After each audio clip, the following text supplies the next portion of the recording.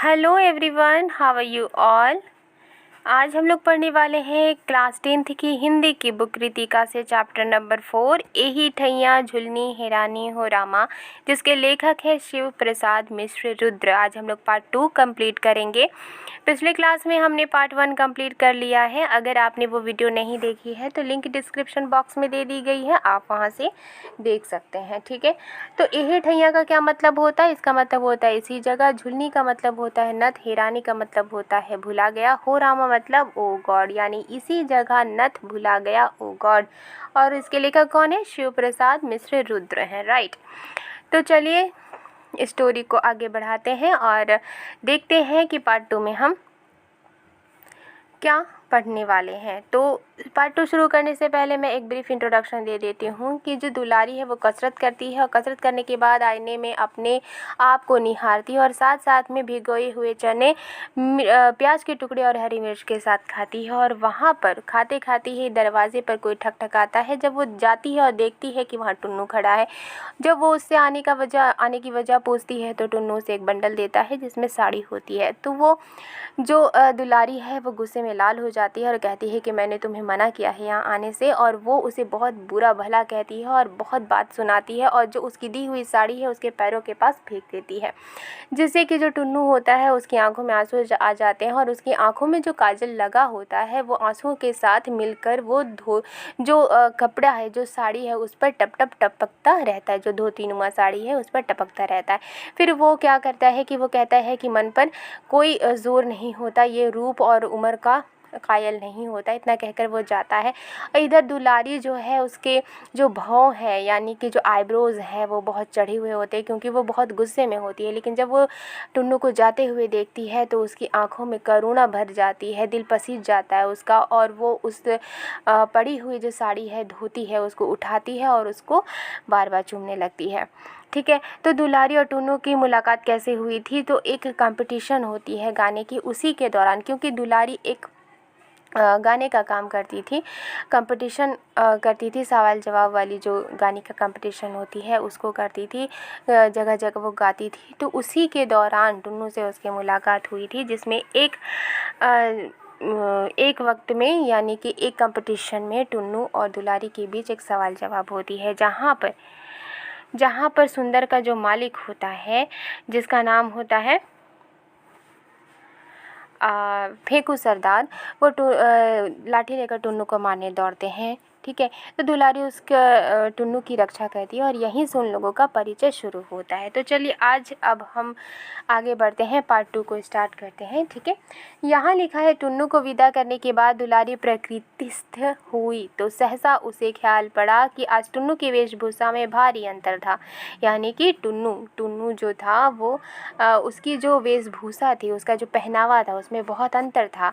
आबरवा का मतलब होता है बहुत बारीक मलमल की जगह खद्दर का कुर्ता और लखनवी दोपलिया की जगह गांधी टोपी देखकर दुलारी ने टुन्नू से उसका कारण पूछना चाहा था, परंतु उसका अवसर ही नहीं आया। वो चाहती थी कि दुलारी टुन्नू से पूछे कि उसमें ये चेंजिंग कहाँ से आया, बट ये अपॉर्चुनिटी आया ही नहीं कि वो दुलारी उससे पूछ सके। उसने धीरे धीरे जाकर अपने कपड़ों का संदूक खोला और उसमें बड़े यत्न से टुन्नू द्वारा दी गई साड़ी सब कपड़ों के नीचे दबाकर रख दी।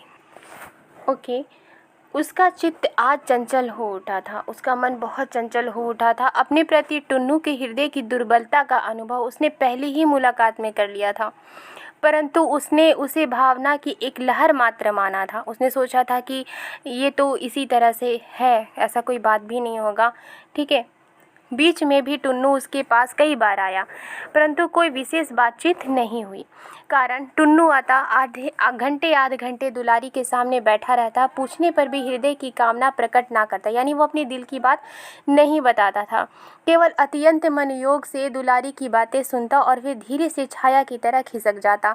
यौवन के अस्ताचल पर खड़ी दुलारी टुन्नू के इस उन्माद पर मन ही मन हंसती, परंतु आज उसे कृशकाय और कच्ची उम्र के पांडुमुख बालक टुन्नू पर करुणा हो आई थी। ठीक है, यानी कि उसके लिए उसके दिल में एक दया भावना आ गई थी, उसका दिल पसीज गया था। ठीक है, अब दुलारी को ये समझने में देर न लगी कि उसके शरीर के प्रति टुन्नू के मन में कोई लोभ नहीं है। वो जिस वस्तु पर आसक्त है उसका संबंध शरीर से नहीं आत्मा से है। ठीक है, यानी टुन्नू उसकी आत्मा को बहुत पसंद करता था, उसके रूह को बहुत पसंद करता था, राइट। उसने आज यह भी अनुभव किया कि आज तक उसने टुन्नू के प्रति जितनी उपेक्षा दिखाई है जी, वह सब कृत्रिम था। यानी कि जितनी वो धुतकारती थी टुन्नू को, वो सारा का सारा कृत्रिम था, यूं ही था। सच तो ये है कि हृदय के एक निभृत कोने में टुन्नू का आसन दृढ़ता से स्थापित है। यानी टुन्नू का जो इज्जत है, ठीक है, उसका जो प्यार है, वो उसके दिल में, हृदय के किसी कोने में, दिल के किसी कोने में है। फिर भी वह तथ्य स्वीकार करने के लिए प्रस्तुत नहीं थी। यानी फिर भी वो सब जानते हुए भी ये नहीं इस चीज़ को मानती थी, ठीक है। वह सत्यता का सामना नहीं करना चाहती थी, वो सच का सामना नहीं करना चाहती थी। वह घबरा उठी, विचार की उलझन से बचने लगी। उसने चूल्हा जलाया और रसोई की व्यवस्था में जुट पड़ी। त्यों ही धोतियों का एक बंडल लिए फेंकू सरदार ने उसकी कोठरी में प्रवेश किया। दुलारी ने धोतियों का बंडल देख उधर से दृष्टि फेर ली। यानी कि जब जो फेंकू सरदार था वो धोती का बंडल लेकर के आता है तो वो क्या करती है, दुलारी उसकी तरफ से नज़र हटा लेती है। फेंकू ने बंडल उसके पैरों के पास रख दिया और कहा, देखो तो कैसी बढ़िया धोतियां हैं। बंडल पर ढोकर जमाते हुए दुलारी ने कहा, तुमने तो होली पर साड़ी देने का वादा किया था, वह वादा तीज पर पूरा कर दूंगा। आजकल रोजगार बड़ा मंदा पड़ गया है, फेंकू ने समझाते हुए कहा। दुलारी फेंकू को उत्तर देना ही चाहती थी कि जलाने के लिए विदेशी वस्त्रों का संग्रह करता हुआ देश के दीवानों का दल भैरवनाथ की संकरी गली में घुसा। ठीक है, यानी कि जब वो दुलारी जो है वो फेंकू सरदार से जब बात कर रही थी तो उसी वक्त यानी विदेशी वस्त्र, विदेशी कपड़ों को जमा करके जो देश के नवयुवक हैं वो उसको जलाने के लिए सबसे इकट्ठा कर रहे थे विदेशी चीज़ों को, ठीक है। और वो जो नवयुवक हैं सभी वो भैरवनाथ की संकरी गली में घुसा और भारत जननी तेरी जय हो गीत की ध्वनि से उभय पार्श्व यानी कि दोनों तरफ में खड़ी इमारतों की प्रत्येक कोठरी गूंज गई।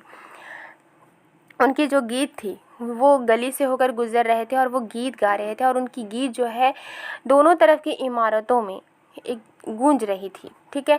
एक बड़ी सी चादर फैलाकर 4 व्यक्तियों ने उसके चारों कोनों को मजबूती से पकड़ रखा था। उसी पर खिड़कियों से धोती, साड़ी, कमीज, कुर्ता, टोपी आदि की वर्षा हो रही थी। सहसा दुलारी ने भी अपनी खिड़की खोली और मैनचेस्टर तथा लंकाशायर के मीलों की बनी बारीक सूत की मखमली किनारे वाली नई कोरी धोतियों का बंडल नीचे फैली चादर पर फेंक दिया। चादर संभालने वाले चारों ये व्यक्तियों की आंखें एक साथ खिड़की की ओर उड़ गई। कारण अब तक जितने वस्त्रों का संग्रह हुआ था वे अधिकांश फटे पुराने थे, ठीक है। तो जैसे ही दुलारी देखती है कि वो लोग विदेशी जो चीज़ें, वस्त्र हैं उनका संग्रह कर रहे हैं, ठीक है, उनको जलाने के लिए, तो दुलारी क्या करती है, अपने कपड़े को भी वहाँ चादर में फेंक देती है। तो चादर संभाले हुए जो व्यक्ति थे उनकी आंखें, चारों के चारों व्यक्तियों की आंखें खिड़की की तरफ उड़ गई थी। वजह क्या थी कि अब तक जो भी उन्हें वस्त्र मिल रहा था वो फटे पुराने थे, परंतु यह जो नया बंडल गिरा जिसे दुलारी ने दिया था उसकी धोतियों की तह तक ना खुली थी।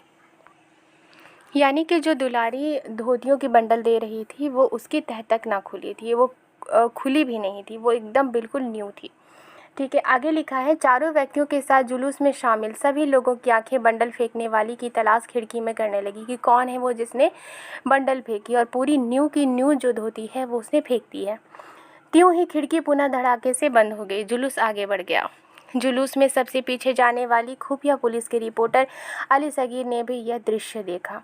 यानी अली सगीर कौन था, खुफिया पुलिस का रिपोर्टर था, ठीक है। अपनी फर्राटी मूंछों पर हाथ फेरते हुए सजग नेत्रों से मकान का नंबर दिमाग में नोट कर लिया। इतने में ही ऊपर खिड़की का एक पल्ला फिर खुला और तुरंत ही पुनः धड़ाके से बंद भी हो गया। परंतु इसी बीच अली सगीर ने देख लिया कि किवाड़ दुलारी ने खोला था और एक पुरुष ने झटके से उसका हाथ किवाड़ के पल्ले पर से हटा दिया और दूसरे हाथ से पल्ला बंद कर दिया। उस पुरुष की आकृति में पुलिस के मुखबर का मतलब क्या होता है, मुखबर का मतलब होता है वो मुलाजिम जो अपराध स्वीकार कर सरकारी गवाह बन जाए और जिसे माफ़ी दे दी जाए, ठीक है। तो मुखबर फेंकू सरदार की उड़ती झलक देख पुलिस रिपोर्टर के रोबीले चेहरे पर मुस्कान की क्षीण रेखा क्षण भर के लिए खींच गई। उसने तनिक हटकर चबूतरे पर बैठे बेनी तमोली के सामने एक दुअन्नी फेंक दी। फेंकू सरदार की चौड़ी और पुष्ट पीठ पर शपाशप झाड़ू झाड़ती तथा उसके पीछे पीछे धमाधम सीढ़ी उतरती दुलारी चिल्लाई। अब ये क्या सीन है कि वो फेंकू सरदार जो है वो उतर रहे हैं सीढ़ी से और उसके पीछे दुलारी भी उतर रही है और वो चिल्लाती है, निकल निकल अब मेरी देहरी डाका, तो दांत से तेरी नाक काट लूँगी। डाका का मतलब क्या होता है? डाका का मतलब होता है लांघना। ठीक है, अब तुमने मेरी अगर दहलीज को लांघा तो दांत से तेरी नाक काट लूँगी। ठीक है, तो उत्कट क्रोध से दुलारी के नथने फूल गए थे, अधर फड़क रहा था, आंखों से ज्वाला सी निकल रही थी। यानी दुलारी जो थी वो क्या थी? बहुत गुस्से में थी। फेंकू के गली में निकलते ही उसने दरवाज़ा बंद कर लिया।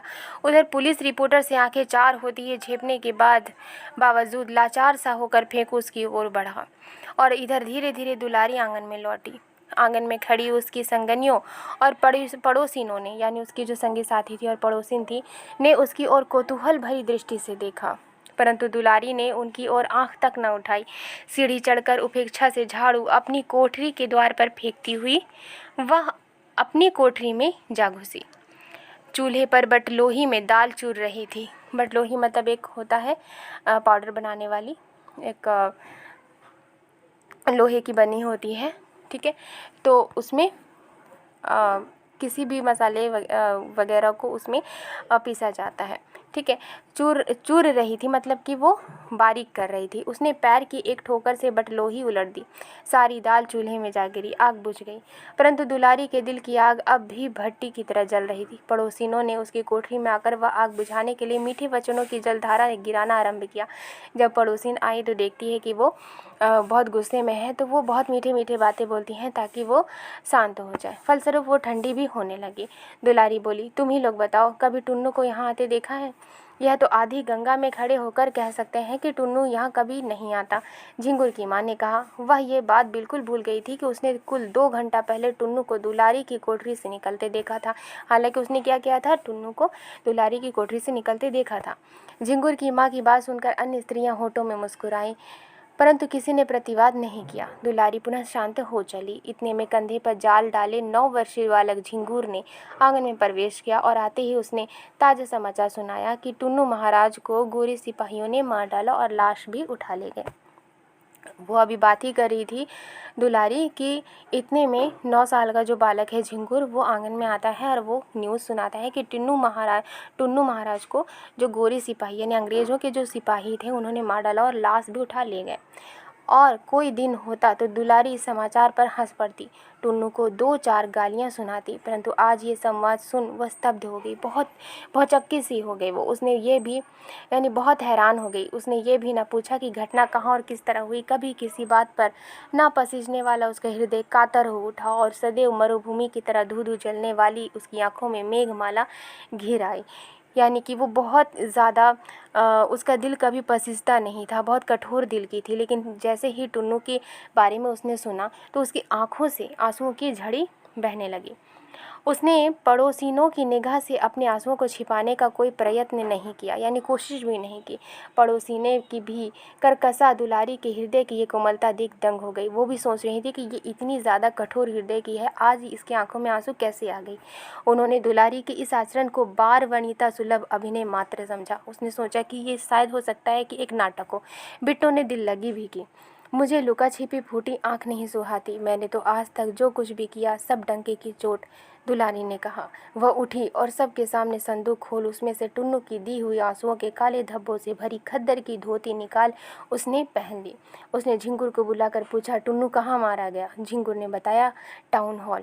और जब वो टाउन हॉल जाने के लिए घर से बाहर निकली तो दरवाजे पर ही थाने के मुंशी के साथ फेंकू सरदार ने आकर कहा कि दुलारी को थाने जाना होगा, आज अमन सभा द्वारा आयोजित समारोह में उसे गाना पड़ेगा।